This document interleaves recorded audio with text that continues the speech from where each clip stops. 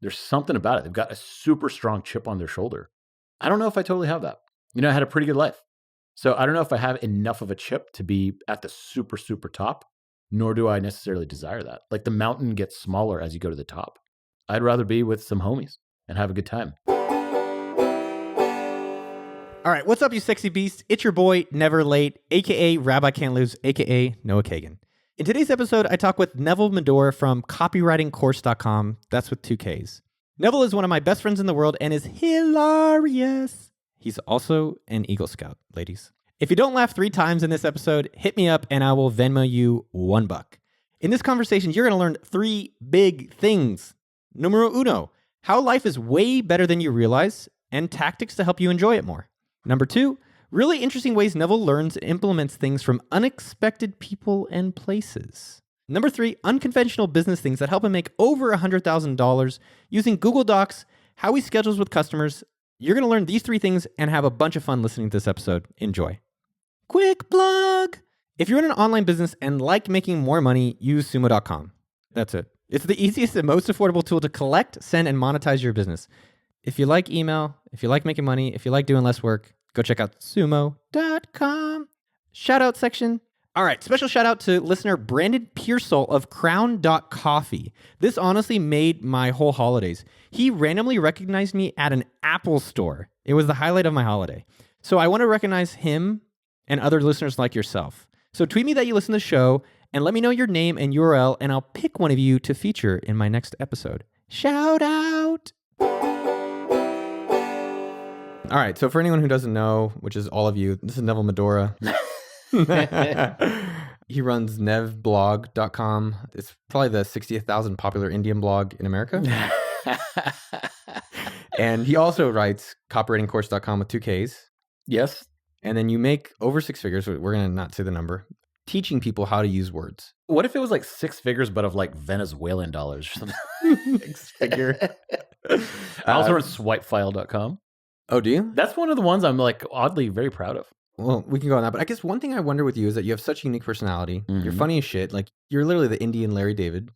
I think a lot of people, including myself, wonder, like, one, you're always happy. But I think with you sometimes I'm like, oh, he has such unique ideas and he's so humorous about a lot of things. I'm curious why you don't try to even go to the next level. Like, you do copywriting, which is great, and I think you've owned it. But I wonder if you could do like TVs or YouTube channels or something that has like a wider audience, either around business or just being humor in general. Yeah, I don't know. I've got that a lot from a lot of people. They're like, I think you could be bigger. I'm like, okay. I think I have a good trajectory of where I'm going. I don't think I've ever wanted to be at the very top. And I think one of the reasons was I used to be a pretty prolific reader in like elementary school, middle school and stuff, probably more than I am now. And I'd read all the books. And at some point you just start running out of books. So you read more and more obscure books. So I'd read these like biographies of like Jackie Chan, Jay Leno, David Letterman, all these different autobiographies, biographies, books about him, everything. And I kind of realized like the people at the very, very top, let's say like Michael Jordan, like we were talking about earlier, those people are maniacally competitive, like by nature. There's something about it. They've got a super strong chip on their shoulder. I don't know if I totally have that. I had a pretty good life. So I don't know if I have enough of a chip to be at the super, super top, nor do I necessarily desire that. Like the mountain gets smaller as you go to the top. And I don't want to be at the very pinnacle. I'd rather be with some homies and have a good time. I think also the thing of going to like India all the time, we used to go, every 2 years or so. And you just see like people that are on, just by the very nature of where they were born, into a life that is not going to get better. I think it's more about your circumstances and what you make of it. And I kind of learned that lesson early on, that like you can choose to be happy or you can choose to be sad.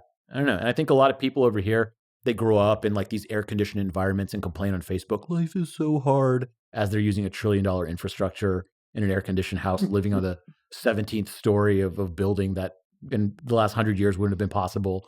So most people, I would assume, I mean, maybe I'm speaking for myself. Were you talking about me in that apartment building, by the way? No, you're 11th floor. I know, I'm 17th slums. But I think most people want to achieve like the ultimate and the best. And I mean, we're still going to die no matter what at the end, but you're like, hey, I'm actually content. So I wonder how you get into that mindset. I wouldn't say it's like totally content. Like there are times I'm like, fuck, I need to work harder. But that's just normal. That's a healthy level of it. There's a great documentary, Supermensch, about Shep Gordon. And I remember I actually met this guy before I even knew who he was. And me and Brent were hanging out with him. He was doing some book stuff for him. I was like, this is like a cooler, older guy. He must have been, 60, 65. I don't know. And then all of a sudden, all these people started surrounding him. They're like, oh my God, Shep Gordon. I was like, whoa, this guy's like a somebody. And I watched his documentary about him produced by Mike Myers, the guy, in the Austin Powers films. And it's called Supermensch. And he was the guy, the manager for all the top acts in the 70s and 80s.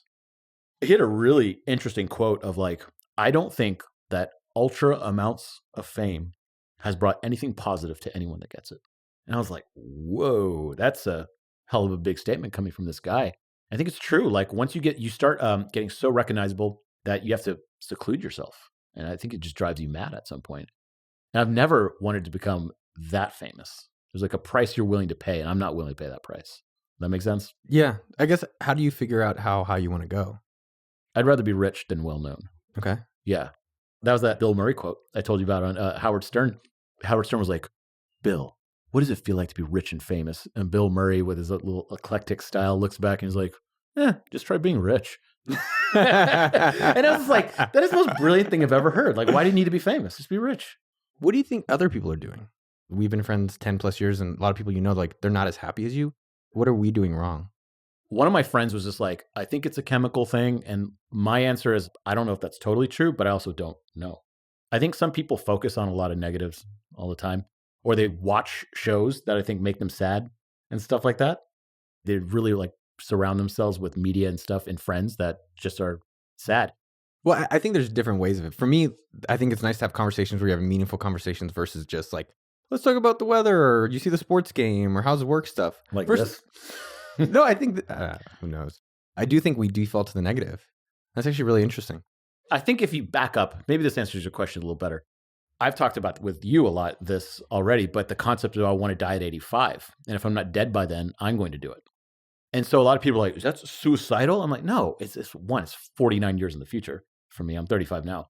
So my 85th birthday, November 17, 2067, you can come to my death party if you want. Let's assume that I don't get hit by a bus. And this is the plan. Well, if I had that much time, what do I want to do with it? And I think when you break down your life into a very finite thing like that, which is scary for some people, but it's just like, it's going to happen. Like you're going to die. And so if you look at it in that finite kind of term, you're just like, what do I want to fill this life with? And it's a way easier question when you know it's just going to be this limited thing. So if you break down your life like that, which I have done already, I think it just makes it way easier. I think it's a very helpful exercise to pinpoint when you're going to die. So what things do you want to do before you die? Probably have kids, because I like freedom. I like do whatever I want. But then I always say this quote to you. It's like, after 40, what else is there? Like, if you're not going to have kids, like for me, I'm just kind of like, we've done a lot of stuff in our life. We've been very lucky to have the means and time to be able to do like all sorts of cool things. And beyond a couple more years, what else is there to do? It's funny because I was thinking for a long time, kids are just what you do when you're bored. You're like, I got nothing else to do. All right, we'll have kids, and then we'll have to like complain about them for the next few years. It's a 20-year hobby, yeah. But I think also recently I kind of changed my perspective where it's more of like a new project. It's like another type of startup or business or company, but it's probably more crazy. Don't have any friends with kids. Like, in Austin or New York, some people, they don't know anyone with kids. And so they'll be like, oh, I really want kids. Being single sucks, blah, blah, blah. But they don't see the other side of it, where these married people that are like, oh, God, it'd be so great to be single. So it's just like, it's the grass is always greener on the other side. And like, whatever you got right now is pretty good. You're always positive. When's the last time you were sad? And I guess the things I was curious about is, when you're sad, what do you do to get out of it or stay in it? What's the last thing you're bummed about? I mean, look, I get sad, right? But that's normal. I don't get like depressed or anything like that. I just get sad, being like, I need to take this business to the next level, something like that. Now I'll think about it. But my brain is dumb. Like, I can't retain a lot of information. Like, the RAM in my brain is very low. I've got like 10K of RAM. So I have to write it down on a sheet of paper and say, okay, what's the problem? It's like, I want more money. And then like, okay, how do I do that? And then I break it down. And that usually makes me not sad anymore. Is this something that happened recent? No. Well, maybe. I write down all the time. That's why I use this iPad all the time. This makes me very happy. This show is sponsored by Apple. Yeah. I think people think in their head too much and don't get it on paper.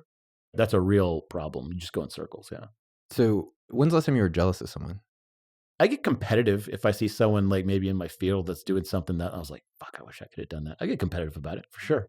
You remember like 6 months ago we were having dinner and I was like whining as usual? What you said specifically I thought was really insightful was, it's not about stop complaining. It's just like, just be okay that you're going to be sad for a bit. Instead of trying to like avoid it or not deal with it. You're like, just go be sad. It's okay. I think some people, they start telling people on their Facebook or their friends, like I think you're guilty of it quite a bit actually, of like you get so worked up whenever you're mad. They start talking about it and complaining. It's just like, no one's always sad. It's just like, just be sad for a bit. It's okay. Like in 2 hours, you're going to get over this. Yeah. Or we just make fun of you. Yeah. I remember like one time, like me, you, and JR were working out, and you were like just motor mouthing about some complaining shit. And I was just like, I'm Noah. I'm a millionaire and have a hot girlfriend and have a great life and a company, but I'm still sad. And then you just laughed and you're like, yeah, that's pretty dumb. God damn it, Neville. Yeah. And you're happy. I think it takes some time. But you know what's crazy? For every person on the planet, for the most part, the same things make you happy. Can you name them? Probably connection with another person. Yeah. Family, hanging out with your buds, blah, blah, blah. Drinking a beer every once in a while. Yeah. Getting out, providing for people, cooking for someone. Like, Helping. you know, like different things make different people happy. But it's essentially the same crap. That's true. It's very universal. That's what I learned early on, especially like even in middle school when I was reading all those books. I was like, all these books roughly are the same goddamn thing. It's work hard, save money, hang out with your family. Like, got it. Like, it's like the same crap. It's the same recipe for the most part. I think one thing that's really fascinating about you is that you're exploring a lot of curiosities, and I think that leads to your happiness. Like, I like music, so I'm gonna do piano and guitar and start taking lessons. Like, I think I'm trying to think about for myself and for people listening how they can take your curiosity or how you approach it. And I think how that generates happiness. Well, I do projects all the time. I talk to our good buddy Sam Parr of The Hustle about this all the time. And he's just like, I just think that you have different brain chemistry. That's his argument sometimes. That might be true. I don't know. I don't know how to make people happier. I think reading other people's stories, indulging your own curiosity, being busy. I really think the meaning of life is that you are a self-replicating organism that started from like a couple of amino acids. Every self-replicating organism that's managed to survive and procreate has resulted in us. And we are no different than like a little bacterium. And the point of the middle of your life is to just distract yourself and have fun. That's it. And we have that luxury right now of living in this day and age of not having to work so hard. So I think one interesting way to be happier is experience the really crap and drudgery, that's a hard word to say, drudgery of life that most other people have in the world. And so for me, that was going to India every 2 years and seeing that. Like, I'm so hardened because like I can see a 3-year-old with his ribs sticking out, running through traffic with no parents and be like, whatever, that's just normal. That's just something I see. And it doesn't affect me at all. Whereas someone else from here, because they lived a cushy life, that would break their heart.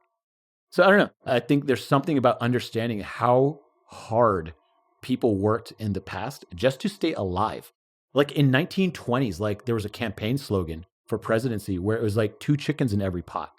That meant that your kids don't starve to death because people used to starve to death then, right? Like they would not have enough to eat. They would get really skinny and then they would perish. That happened like just 80 years ago over here and still happens across the world. And I think people forget that so easy. They're like, what do I want to do with my life? It's like, bitch, that is such a luxury you have to be able to even your parents' generation, to be able to pick what you like. Like that is such a foreign concept to a lot of people in the world. They don't get to choose what they like. They get to choose like what keeps food on table every day. So the takeaway is complain less, just go be busy and have fun. I guess. I think if someone's sad, they're going to be sad. I don't know. I think one thing that last week was I spent one day just working the whole day. Mm-hmm. It was really fucking satisfying. I think working's great. Yeah. I think there's these times you're like, hey, I'm not feeling good. Just like go create something that helps other people and you feel good about doing it. That's all I did all day. And I was like, I got to do this more often. Yeah. Working's awesome. I get that in a couple ways, like these little micro projects, which is like learning a new song on the piano that I know how to play. And at first it's like really hard. And you practice a couple times and you're like, whoa, got it. It's pretty cool. Writing articles, blog posts. That's super fun for me. I've been doing it for free since before people made money online. So I just liked doing it. And I like the process of coming up with an idea, kind of formulating it, changing it around, moving it around. And by the end, I'm like, God damn fucking article. I hate it. But then you put it out and then you're like, nice. That's pretty good. Sometimes you're like, yeah, that was whatever. Sometimes that was a winner. Sometimes it sucks. But like, that's all just part of the process. And I think that's like a micro project, putting out blog posts and stuff like that.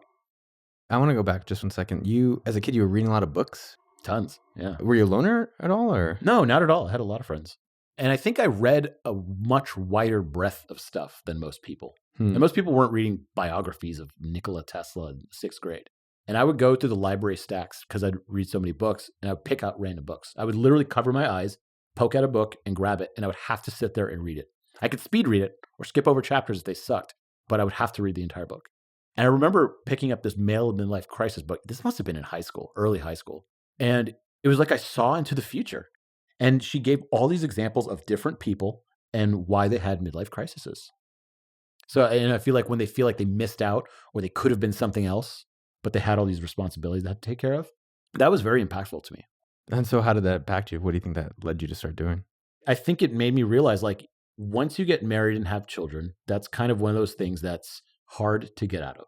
So if I could prolong that and have as much selfish fun as I'd like when I'm younger, then when I have those responsibilities, I will be much more likely to enjoy those responsibilities than if I was like, oh man, I could be going out every night, blah, blah, blah.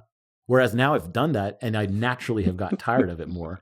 So like when it comes time to like be burdened down with responsibilities, live in one place, I'll be okay with it. One thing that you've done, and we talked about it earlier, and you've always done, is I think you learn from more unique places than most people. I think a lot of people are, you do. And I think that's something that most people, true. I think other people can really take away from that, which is, a lot of people are like, well, I read this guy's book and, maybe I listened to this blog, but I think you actually go out of your way to learn from like really unique places and people, and then you make a big effort around it. Can you talk about that? Yeah. One, I take notes. That's the difference. I take notes. That is absolutely the difference, because how many YouTube videos have you ever watched? Thousands. Less than thousands, right? Yeah. Do you remember much of it? Yeah, No. Of course. But I do, because I take notes on them. And so I have a better memory because of that. YouTube's like the greatest learning platform in the history of anything. Like if your ankle hurts, you just have to go to a doctor. Or being Indian, just ask a doctor friend. But like ask if you don't, mom. Yeah. but now with YouTube, you can watch all these doctors tell you what to do. It's incredible. And that applies to so many different things. There's all these, like if you type in billionaire interview on YouTube, you'll find a ton. And you can watch Warren Buffett, Charlie Munger, Mark Andreessen, Steve Jobs. You watch dead people talk. Like it's crazy. And you can watch them tell you all their secrets right there for free. And to me, that is just so flabbergasting that you could do that. Or type in Earl Nightingale. He's my favorite. Watch anything about Earl Nightingale, specifically The Strangest Secret, I would say. You could learn from all these people. And if you sit there and actually take notes on some of these videos, you'll start to compile like a pretty good amount of stuff. Like you're the average of the top 5 people you hang around. I think it's more you're the average of the top 5 influences you have and the kind of people you're around. And if all day I'm listening to Mark Andreessen talk, or Steve Jobs or Felix or any of these people, right? Those are huge influences, obviously. And anyone can do that. You live in bumfuck Ohio and still do the same thing. You don't have to be in Silicon Valley now to hear that. 10 years ago, you did. Isn't that crazy? I think that's really amazing. I think, I speak for myself, I'm looking for that next thing. There's going to be this next thing out there that'll eventually I'll find that'll give me some answers to the questions I have. But I think your point is great. It's like, there's actually amazing people out there already that you have access to if you just go put in a little effort. Do you generally just search random, or do you have certain people you look for? Certain people, like I remember I discovered Sam Altman. Like I knew who he was, like the Y Combinator kid, and he's like a kid. So I was like, oh, take 45 minutes to watch this. Yeah. And he's telling all of it to me and everyone else for free. So besides the No Kagan Presents podcast, which is your number one show. Of course, yeah. What other channels on YouTube or podcasts do you recommend? I love the A16Z podcast. That is amazing. Particularly Benedict Evans. Shout out to our boy, Andrew. He's pretty good on it too. Also, Andrew Chen's blog, in terms of like startup stuff, like his just above the rest. Killer. And then, oh God, I hate to say it, the Recode podcast with Kara Swisher. That's good. Where I'm ambivalent on her, but she does get a lot of access and good guests, including Elon Musk. Besides her being a little bit annoying sometimes, I will say it was a pretty good interview. Yeah. I've seen every Elon Musk interview ever, probably 10 times each. I really liked Steve Jobs. I think he was like this last of an era of a CEO that can get away with saying some of the stuff he says. I think that was pretty interesting. You could even watch like a Lee Iacocca speech or something like that. The guy from like Chrysler guy? Yeah, exactly. Or GM. GM, yeah. Tim Ferriss has a lot of good stuff. No Kagan podcast, of Oh, course. shut up. So you recommend, and then YouTube, you told me a guy today, Graham Bensinger. Bensinger.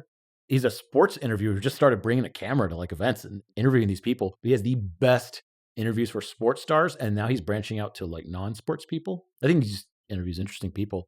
But I mean, he had a Mike Tyson podcast, and I've never seen Mike Tyson open up like that. Shaq, like you got to watch that one too. His Shaq interview, amazing. I don't know. This guy just like asks a question.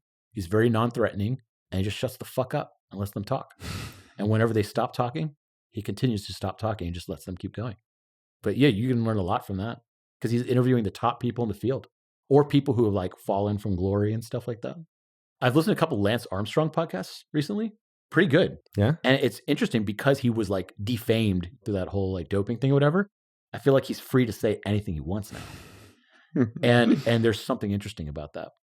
I listen to a lot of Joe Rogan stuff, particularly it's just like background stuff like Tony Hinchcliffe or something like that. They're just horsing around and being stupid. Don't have to pay too much attention.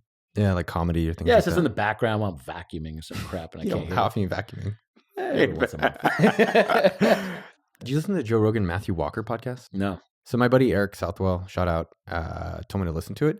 Basically, the whole point of the podcast is just sleep more. And I was like, no, but like listening to it for an hour and a half, it was amazing because I was like, so I've been way more aware of like how much sleep I'm actually getting or not. Yeah? What do you recommend? He said 7 to 8 hours. What was fun or interesting about his podcast is that everything that's problematic in Earth, he's like, sleep would cure that. He's like, cancer? Yeah, sleep fixes it. But you know what's funny? Like people still want to be like, well, what product do I need to sleep? It's just like, dude, just get more sleep. I don't know, whatever you want. But that is a simple answer to a complex problem. That's why we even thought it right now was humorous. That was the joke, right? That it was such a simple answer. But like, that is the answer. I think people just want it to be more complicated. I mean, I think it almost comes back to what you were saying about life. Like, you're like, it's pretty simple. Like, work on things, have good friends, take care of yourself. My favorite, I've told you this one before, but is this old Jewish rabbi was on his deathbed and he had all these disciples. And his disciples are lined up next to him in terms of the sharpest all the way down to the most obtuse dumb guy. The dumb guy goes, hey, can you ask the rabbi what the secret of life is? And then the next smartest guy whispers to the next guy, and it goes down the chain. And finally, the smartest kid goes, Rabbi, what is the secret of life? And the rabbi goes, he thinks about it, and he's like, life is like a river. So the smartest guy whispers it down to the next guy, life is like a river. Next guy, life is like a river. And it goes down to the dumb guy, he's like, life is like a river. What does that mean? So then they whisper it all the way back down, and he goes, Rabbi, what does it mean that life is like a river? And then the rabbi goes, yeah, so maybe it's not like a river. It's just so stupid. He's just like, I really like that. It just shows us like, fuck, what, don't take it so seriously. Fuck, I just said it. I don't know. Yeah. I don't know why. Like, I don't even think that makes that much sense. But to me, it makes perfect sense. It make a lot of sense. I just read this book. You've ever heard of Jack Kornfield? Yeah. So after the ecstasy, the laundry. So basically, it's a book about like all these people that find enlightenment or how do you get to, the next stages of life. But then you still have to do the laundry. Yeah. I mean, it was interesting. It was good to reflect on that stuff. I think there's pride in those little things in life. I think that's a big deal. Like there's that one general, whatever, who says, always make your bed. Like I've always made my bed in the morning. I'm pretty good about it. But there is some pride in taking that small little thing, no matter how insignificant, and fixing it up through your own efforts. And then it's done.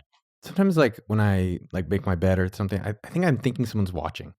To me, it makes me have pride in myself to take care of that stuff. I'm like, you see trash on the ground. I'm like, just pick it up. Just pick it up. I got that from Boy Scouts. You probably did too. Oh, is that a Boy Scout thing? I think that's where we got it. I always try to make every place I go a little better.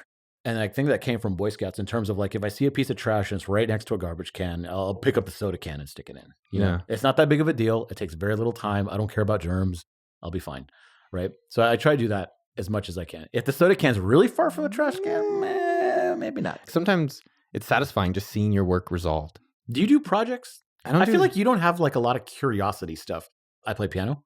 I play guitar. I play them all the time when I'm home. Yeah. I love watching these like YouTube interviews. I do little projects all the time. I don't know if you necessarily do a lot of that stuff. You're like Sonny and Cher. You're like, actually, I remember the last time I saw you really happy and engaged doing stuff when you were fixing up your Miata. Oh, that was fun. When you were building stuff with Ian. Shout out Tropical NBA. Tropical NBA podcast. You were going over to his garage and being manly and fixing shit up? No, I think what it is, or what I've noticed lately is just like, what am I excited to be doing? Mm-hmm. And then like probably getting better exploring those. I remember one time you were really excited about the stupidest good. I like making fun of Noah. So yeah. Sorry. Like this bike ride? Oh yeah, you're having fun doing the bike ride. Yeah. You do events more than projects. I like bringing people together. You do a lot of events. That's something I admire about you. Remember you made sumo gum? And it had caffeine in it or something? Yeah. And I remember I just thought it was a harebrained like Kramer-like idea or something like that. And then you actually made it. Yeah. And you had some woman make a batch of it, like some chef.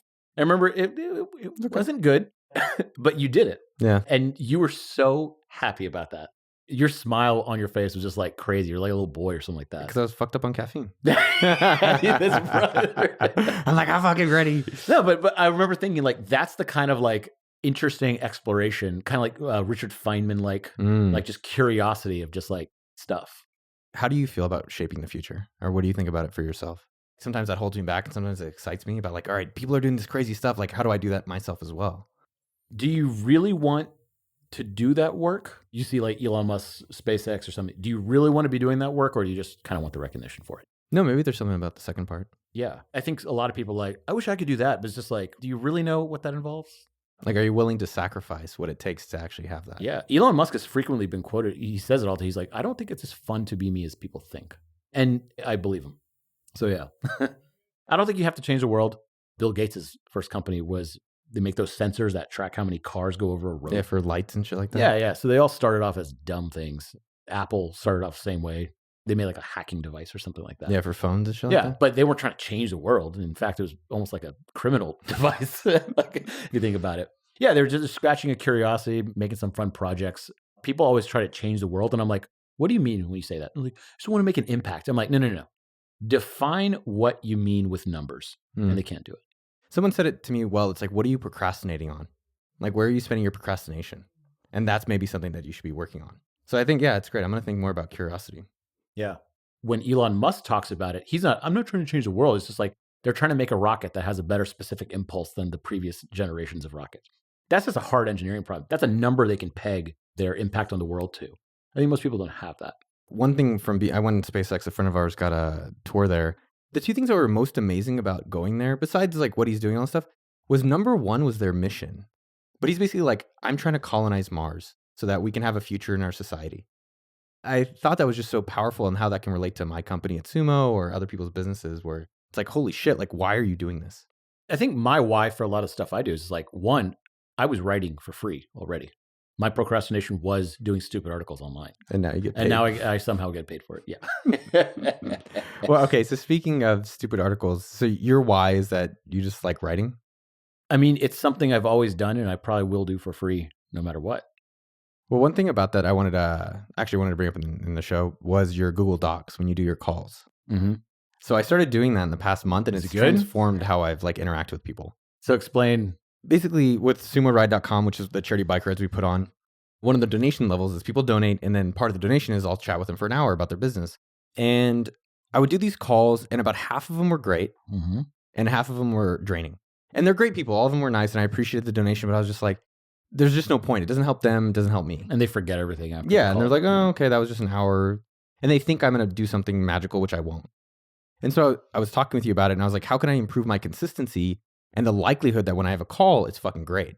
And so two things that I changed based on our conversation. And also like, I think you do a great job of this, like how to make it interesting for yourself or how to make it fun for yourself.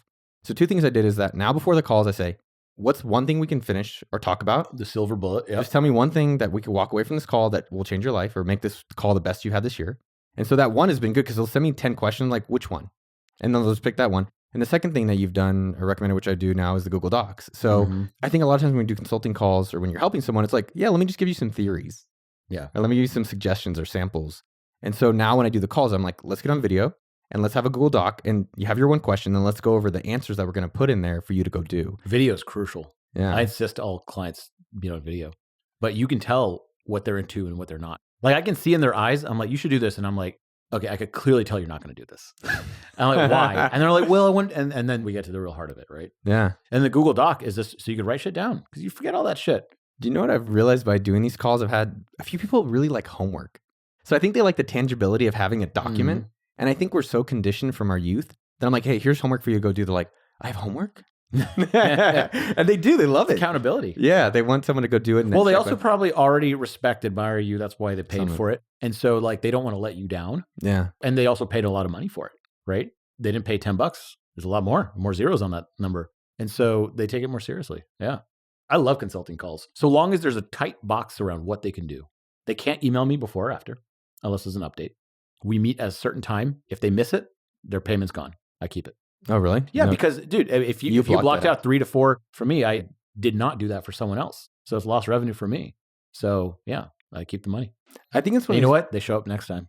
They're always on time. I bet. And Huh? they're always on time next time. Well, it's one of these things that in like today's economy and a lot of the online business, it's like scale. Like, how do you automate? How do I not be human interaction? I always respect about you that you're like, actually, I like learning a lot by interacting with a lot of the customers and people who read your stuff, and it keeps you sharp. I had this call, and the guy, he showed me his online business, and I did the spreadsheet, and I had him send the questions. I said, well, what's the most important question? The most important question was like, how do we go from $100,000 business to $1 million? Mm-hmm. I'm like, dude, we're talking for 1 hour. I was like, that'd be pretty fucking impressive if 1 hour we can figure that out. And after the call, I felt disappointed. And I felt like it was good. Maybe he loved it, but I don't think it was amazing. Did you do the spreadsheet on this one, or was this just a call? So it was a call with the Google Doc, but I realized, and this is maybe something for other people to do, but more what I did was like, all right, how could I have made that call fucking way better? Because I just felt like afterwards, I was like, yeah, I just kind of gave him a lot of random different tactics, but they weren't organized. Like, how could I have a framework for my calls to make them effective based on their question? So you want a suggestion? Yeah. For that, I would tell him that like, okay, 100,000 to $1 million, this is 1 hour. This is not realistic. What can I do to make you an extra $50,000 this month? You're coming at it from a little bit of a disadvantage because you're coming at it from a much more general standpoint. It's very broad. Yeah. Yes. Whereas mine is copywriting. We're doing copywriting. So I say, what will make you the most money by the end of these consults that you buy? And it's just like, is it going to be an email sequence that we send out to your list, like a sale? Is it going to be revamping a sales page? And we kind of quickly go through the options, and it's really clear that like they have a lot of success selling via email. And I'll look at it and be like, oh, you're doing a bad job. Let's rewrite this email. And literally they'll send it like that day, the promotion, and they'll be like, yeah, we made your fee times 20 back. That's a good point. So your suggestion is try to find something more digestible that they could do. Specific. What like can we specifically do? For example, let's say maybe they needed to hire 2 more salespeople. Like in all your companies, you hire 2 more salespeople and it totally did the trick. Then you say, how are you going to find salespeople? Get on Facebook right now and ask your friends that you'll give them $1,000 they could find you a salesperson. And of course, that's going to result in some action, stuff like that. And homework would be, I want you to hire 2 salespeople in the next 2 weeks. And that would definitely make their money back. All right, well, fuck. Yeah. They're out of business now. Yeah. Would you ever I get nervous sometimes. I only know what my experiences and my learnings have been. I get nervous I'm going to fuck up their shit. Do you ever think about that? Yeah. You're like, hey, send this email, and then like they're paying a lot of money too. Yeah. Just talk to you for an hour. I think that's why I'm very strict on the requirements, on like what's the one thing I can help them with. Because if everyone's expectations are lined up, if the expectations are there of we're going to get this email promotion done by the end of this hour, then everyone's happy. But if they're just like, help me get my business to $1 million, and that's their expectation. But then at the end of the phone call, it's just like, yeah, I just got to meet Noah. Like, that's cool, but disappointing. Yeah. Yeah. Then the expectations are all out of wonk, and then they're kind of just like, yeah, whatever. Yeah. I was happy with myself for trying to take the time to understand how do I put my thoughts into a better organization. If I'm meeting someone who's trying to grow their business, like what are better ways of going through the steps of it? And so I was like, oh, well, actually, here's the steps. And now let me organize what is really, really important. And then I was trying to apply them to my own businesses first. And so I had these like 10 questions. So it was like, number 1 was, what is your goal? Number 2 was just like, where does 80% of your money come from? And basically, good question. And so now if I meet people, I'm not going to obviously help everyone get to $1 million because I don't fucking know. But it's interesting just to organize it better. Dude, consults are great. I learn a lot. I feel like some of them, I learn way more than they get. Sometimes I'm like, man, I should refund them their money and like give them money. I think there's something interesting. I say this a lot, and I'm not going to keep flattering you. But you do a few things. I think you try to like answer your questions for yourself. Because I think a lot of people, like if you read books or go online and YouTube, there are people that are like, don't do consulting, don't do one-on-one, charge monthly or get subscriptions. And I think you've also identified what works for you and you stuck with that and you evolve within things that. Well, I tried the monthly and I was just like, this clearly isn't the best. Here's the worst feeling in the world. Where the last 20 minutes of a consult, you're struggling for what to help them with. And you're like, what else do you need help with? And they're like, oh, well, you can look at my homepage. And I'm like, oh, God damn it. Like you just tell the energy and you just get off the call and you're just like, oh, that was not good.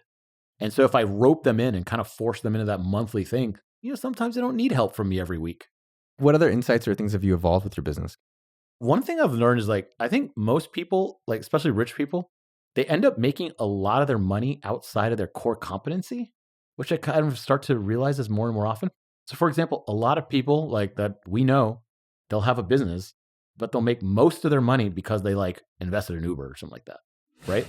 They've invested in something small somewhere else. And that just brought in a lot of money.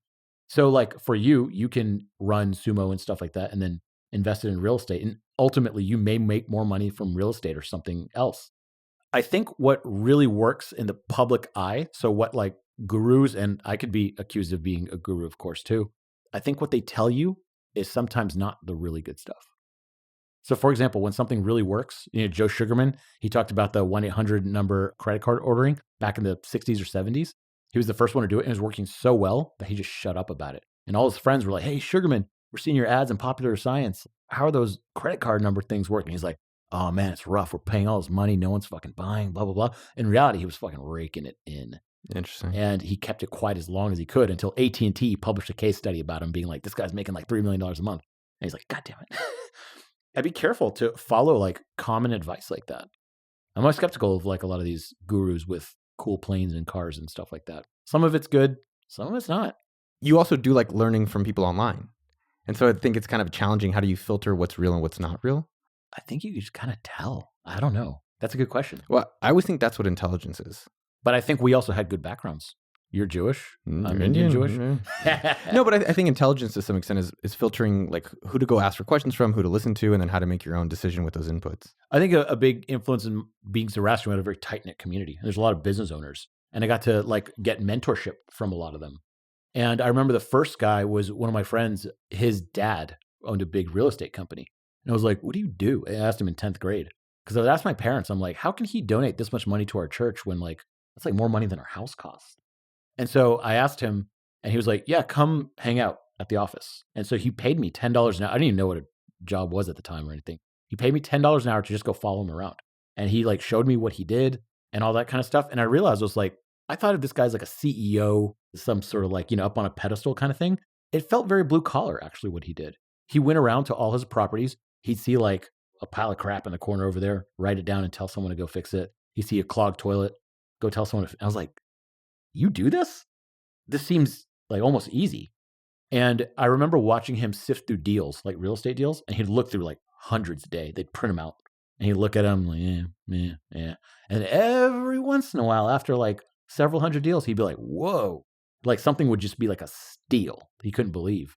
And then people would be like, oh, he's lucky with real estate. And I'm like, I don't know. He looked at 300 deals and picked one. Like, is that luck? I thought 2 points with that specifically is like, number one, I think we fantasize and we like make things cooler than he's like, oh my God, he's probably running this empire. Oh, but do you know how many Twitter followers this guy has? 0. Yeah. And I think that, no, but I think that's the point is that we fantasize like how amazing his days must be. And it's like, nope, he's going and looking at shit. And I think it's number one, it's, putting out fires all day. And I think the second thing is just also just finding something you're genuinely interested in and curious about. Like that guy probably just likes real estate. I'm sure he finds that fun. Of course. What else would he do it? So to end the show is not as good as you think. Just enjoy it. Is that the moral of the story? Not as good as you think. I don't know. I think unless you are starving and on the verge of death right now, you're probably doing okay.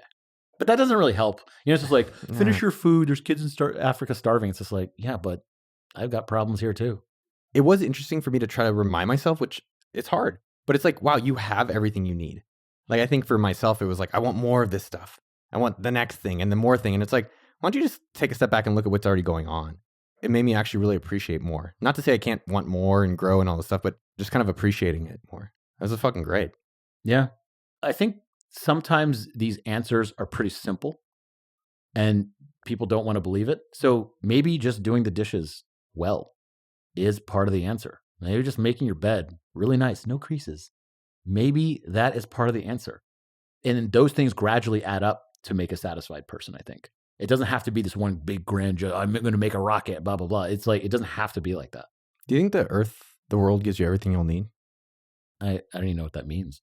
I guess sometimes like I know you know me. I'm do shrooms. I know, it's like I'm drugged out. That's weird. No, I just in terms of like people, not people. So like if I get like a dish and I'm like, oh, it doesn't have this thing. I complain, you know me. Yeah. I'm like, oh, it's too cold or it's not this. And then sometimes I'm just trying to think about, it's like, all right, I have I don't know. So I think what you're referencing is that whenever me and Noah go out, I could care less what I get on my plate. I'll eat. Like even today, you ordered and you just gave me tacos, and I was like, okay. Did I say anything? No. I don't give a shit. And I was very happy. Noah, on the other hand, is very picky about what he eats. I make fun of you for it, but at the same time, it is like that. is important to you for some reason. And you articulated it one time pretty well. And you said, it's like, food makes me really happy. And if it's not the way I want it, that makes me sad. I was like, I get it. Because I have things like that for me, like maybe like the cleanliness of my apartment or something. If it's not the way I want it, then it really bugs me, right? For someone else, maybe not so much. So food is like your thing on that end. So I don't think it's bad that you complain. I think it's funny. The good part is you order for me and then I don't have to order, which makes me happy. I did today. Yeah. The moral of the story is do your dishes. I think if there's one thing to take away from that episode. But doing well. Oh, you know what's always a good piece of advice I learned from Reddit? It's like treat the dish as a sink. You have to clean it too. Oh, that too? Yeah, you have to make the sink clean. I wasn't allowed to do dishes growing up. I'm just better than you. You weren't allowed to do dishes? No, What? it's a whole longer story. My mom basically is so neurotic that like we were at my house as an example. One of my ex-girlfriends was cleaning the dish. That's why she's an ex now. And no one does. And so my mom will go and redo all the dishes because they're not clean enough. That is pretty neurotic. That's my mom. She loves cleaning. Like that's her number one hobby. I think your brain has to be occupied. I remember sometimes, like, I think last year around Thanksgiving or something, we're just kind of at home in Houston, my family. There's just like this period of time that we had nothing to do for like 2 hours. I was kind of bored. I was like, I got to go do something. But I just didn't want to work out. So I went and raked the yard. And it was really satisfying. But it goes through anything, like any phases of any project. At the beginning, you're like, oh, this is kind of fun. Like, you're raking the yard. You start midway through, you're like, God damn it, I got to still keep doing this. You're kind of bored by that point. And then by the end, there's all these like little things you got to like bag it up.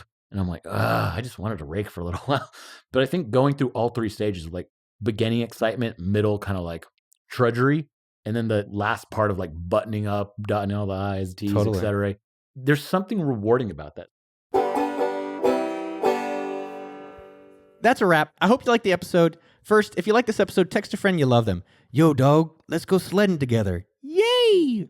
Next, go say hi to Neville at copywritingcourse.com. That's copywriting course with 2 Ks. KOPYWRITINGKOURSE.com. Or on the Twitter world at NevMed, NEVMED. Special thanks as usual to Jason Sanderson at Podcast Tech for producing and engineering the show, and the rest of you gorgeous listeners for giving me your earlobes. One more quick plug. If you love collecting emails, sending emails, and talking with your customers and you want to hang out with them, use Sumo.com. It is the best, most affordable, and sexiest email marketing tool online built by us. So go check it out, Sumo.com. Have a splendid day. What's your favorite gift you got over the holidays?